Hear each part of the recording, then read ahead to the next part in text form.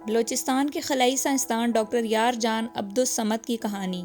گاؤں جا کر اپنے والدین کے ساتھ زمینوں پر مدد کرو۔ پاکستان کے صوبہ بلوچستان کے پسماندہ ضلع دور دراز گاؤں بلیدہ کے رہائشیوں نے کبھی سوچا بھی نہیں ہوگا کہ ان کے علاقے میں ایک متوسط طبقے کے زمیندار کا بیٹا خلائی ٹیکنالوجی پر کام کرنے والا سائنسدان اور برطانیہ کی کیمبرج یونیورسٹی میں اپنے ڈپارٹمنٹ کا سب سے کم عمر سینئر ریسرچ آفیسر اور فیلو ہونے کا اعزاز حاصل کرنے والا ہے۔ ڈاکٹر یار جان عبدالصمد کی اس منزل تک پہنچنے کی کہانی جو ان کی زبانی پیش خدمت ہے۔ میرا تعلق ایک ایسے علاقے سے ہے جہاں پر تعلیم کا کوئی زیادہ رواج نہیں تھا، بلکہ پورے علاقے میں گنتی کے چند لوگ ایسے ہوں گے جو خط وغیرہ پڑھ سکتے ہوں گے۔ میرے والد اور والدہ نے کبھی اسکول کا منہ نہیں دیکھا تھا، مگر بچپن ہی سے ان کی خواہش تھی کہ ہم پڑھ لکھ جائیں۔ ہم زمیندار ضرور تھے اور زمینیں بھی کافی ہیں، مگر ہماری زمینوں پر وہ پیداوار نہیں ہوتی جو ہونی چاہیے۔ چنانچہ میری والدہ میری ضرورتیں پورا کرنے کے لیے کیا کیا کرتی تھی میں بیان نہیں کر سکتا۔ اس سے بڑھ کر یہ کہ میرے والد کو اقبال کے چند شعر یاد تھے جو وہ مجھے اور میرے بھائیوں کو ہر وقت سنایا کرتے تھے، جس سے ہماری ہمت بن جاتی تھی۔ پڑھائی میں میری دلچسپی کو دیکھتے ہوئے میرے والد صاحب ہمیں ساتھ لے کر کراچی کے علاقے لیاری پہنچ گئے۔ جب میں پہلی مرتبہ کراچی آیا تو یقین کریں کہ مجھے ایسا لگا کہ یہ کوئی اور ہی دنیا ہے۔ لوگ، گاڑیاں، ٹریفک اور روشنیاں دیکھ کر حیرت زدہ رہ گیا تھا۔ رات کے وقت چلتی لائٹیں دیکھ کر مجھے ایسا لگتا تھا جیسے میں کسی روشنیوں کے شہر میں پہنچ گیا ہوں۔ لیاری میں ایک اردو میڈیم اسکول میں داخلہ لیا، مگر جلد ہی اندازہ ہو گیا تھا کہ جب تک انگریزی اچھی نہیں ہوگی اس وقت تک ترقی کرنا ممکن نہیں ہے۔ اس صورتحال کا اندازہ ہونے کے بعد والد صاحب کو بتایا کہ مجھے انگلش میڈیم اسکول میں داخلہ لینا ہے، جس پر والد صاحب مجھے کلفٹن کراچی میں واقع شہرت یافتہ اسکول لے گئے جو ان کی استطاعت سے بڑھ کر تھا، لیکن انہوں نے میرے شوق کی خاطر مجھے وہاں پڑھانے کی ٹھان لی تھی۔ میں ایک دیہاتی بچہ تھا جو شہری طریقے زیادہ تو نہیں جانتا تھا، مگر والدین کا دیا ہوا اعتماد اور کچھ کر گزرنے کا حوصلہ تھا۔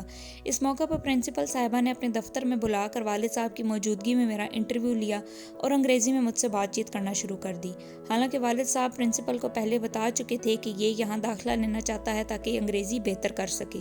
صورتحال یہ تھی کہ انگریزی تو مجھے آتی نہیں تھی مگر سمجھ لیتا تھا۔ سب سے پہلے انگریزی میں میرا نام پوچھا گیا، جس کا میں نے اردو میں جواب دیا۔ اس کے بعد انہوں نے پوچھا کہ والد صاحب کیا کرتے ہیں؟ میں نے بتایا کہ زمینوں پر کام کرتے تھے۔ اسی طرح انہوں نے کچھ سوال پوچھے اور جس کے جواب میں نے انہیں دیے، اور کچھ سوال تو مجھے سمجھ ہی نہیں آئے۔ شاید ان کو اردو میں میرے جواب ناگوار گزرے، حالانکہ میں نے ان کو یہ بتانے کی بھی کوشش کی تھی کہ اگر مجھے داخلہ مل گیا تو میں بہت محنت کروں گا، مگر اس کے باوجود انہوں نے آخر میں مجھے کہا بہتر یہ ہوگا کہ تم گاؤں جاؤ اور اپنے والد صاحب کے ساتھ زمینوں پر مدد کرو۔ یہ ایسے الفاظ تھے جن کو سن کر میری آنکھوں میں آنسو آ گئے تھے، جبکہ والد صاحب مجھ سے نظریں چرا رہے تھے۔ میں اس وقت 7ویں کلاس کا طالب علم تھا، میرا دل ٹوٹ گیا تھا، مگر میری تربیت ہی کچھ اور طرح کی تھی۔ مجھے تو حوصلے اور عزم کا سبق سکھایا گیا تھا، تو یہ بات ذہن نشین ہو گئی تھی کہ انگریزی سیکھنا لازم ہے۔ لیاری میں ہی ایک انگلش میڈیم اسکول کے بینرز اور پوسٹرز لگے ہوئے تھے۔ میں نے والد صاحب سے کہا مجھے اس اسکول میں داخل کروا دیں۔ انگریزی سیکھنے کے لیے میں نے خود بھی کوششیں شروع کر دی تھیں۔ کبھی انگریزی اخبار مل جاتا تو وہ پڑھتا تھا، کبھی گرامر کی کوئی کتاب پڑھ لیتا تھا، ساتھ میں اسکول کے اساتذہ سے جو مدد مل سکتی تھی اس سے پڑھائی بھی کر لیتا تھا۔ گویا یہ کہ ایک چھوٹا اسکول تھا، لیکن کچھ اساتذہ انتہائی محنت سے پڑھاتے تھے۔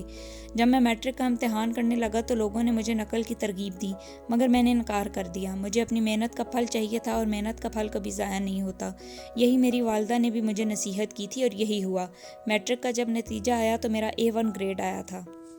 میں نے میٹرک سن 2003 میں کیا تھا، جبکہ اسی سال کے آخر میں DG سائنس کالج کراچی میں داخلہ لینے میں کوئی دقت پیش نہیں آئی۔ مایہ ناز سائنسدان ڈاکٹر عبدالقدیر خان بھی اس کالج کے طالب علم رہے تھے۔ FSC کے دوران میں ٹیوشن بھی پڑھاتا تھا، کیونکہ ظاہر ہے والدین پر اتنا بوجھ نہیں ڈال سکتا تھا، لیکن اس کی دوسری وجہ یہ بھی تھی کہ مجھے درس و تدریس اور تخلیق سے دلچسپی تھی۔ مجھے لگا کہ اگر میں پڑھاؤں گا تو زیادہ سیکھوں گا، اور ہوا بھی ہوں۔ FSC کا سلسلہ اسی طرح چلتا رہا، اور جب نتیجہ آیا تو میں نے یہاں بھی A1 گریڈ حاصل کیا۔ FSC کے بعد خیبر پختونخوا کے شہر صوبائی میں غلام اسحاق خان انسٹی ٹیوٹ of engineering science and technology میں داخلے کے لیے انٹری ٹیسٹ دیا۔ تیاری پوری تھی، چنانچہ انٹری ٹیسٹ شاندار طریقے سے پاس کیا اور 100% اسکالرشپ ملی۔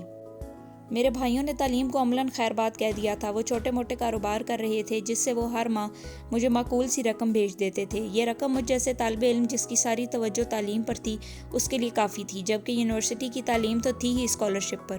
مطلب یہ کہ 7ویں کلاس سے کراچی آنے کے بعد جو مسائل شروع ہوئے تھے وہ FSC کرنے اور یونیورسٹی میں داخلہ لینے کے بعد ختم ہو چکے تھے، اور کامیابیوں کا سفر شروع ہو چکا تھا۔ آج اگر میں تحقیق سے وابستہ ہوں تو در حقیقت یہ مجھے یونیورسٹی کے پروفیسر فضل احمد خالد کی ترغیب اور حوصلہ افزائی تھی کہ میں نے یونیورسٹی سے ہی فیصلہ کر لیا تھا کہ مجھے تحقیق سے وابستہ ہونا ہے۔ یونیورسٹی میں سن 2009 میں فارغ ہوا تو اسی سال اینگرو پالیمر اینڈ کیمیکل کراچی میں ملازمت شروع کر دی۔ 1 سال تک ملازمت کرتا رہا۔ اس دوران تحقیق اور اعلیٰ تعلیم کے مختلف اسکالرشپس پروگرامز اور اداروں سے رابطہ کر رہا تھا، جس کے بعد مجھے جاپان، کوریا، کینیڈا، جرمنی، امریکہ اور ابوظہبی سے اسکالرشپ آفر ہوئی۔ ایم فل اور ریسرچ کرنے کا سب سے بہترین آفر خلیفہ یونیورسٹی ابوظہبی سے ملی، کیونکہ ان کے ساتھ امریکہ کی MIT یونیورسٹی کا بھی تعاون تھا۔ دوسری بات یہ کہ ریسرچ کے دوران ان کا اعزازیہ ایک اچھی تنخواہ جتنا تھا، جس کی وجہ سے میں نے اسے قبول کر لیا تھا۔ اس کے بعد scholarship per he university of Tokyo سمیت بہت سے عالمی اداروں میں ریسرچ کی اور PhD مکمل کی۔ PhD کے دوران میری تحقیق زیادہ تر گرافین نام کے ایک مادے پر تھی، جس کو استعمال کر کے مختلف آلات بنائے۔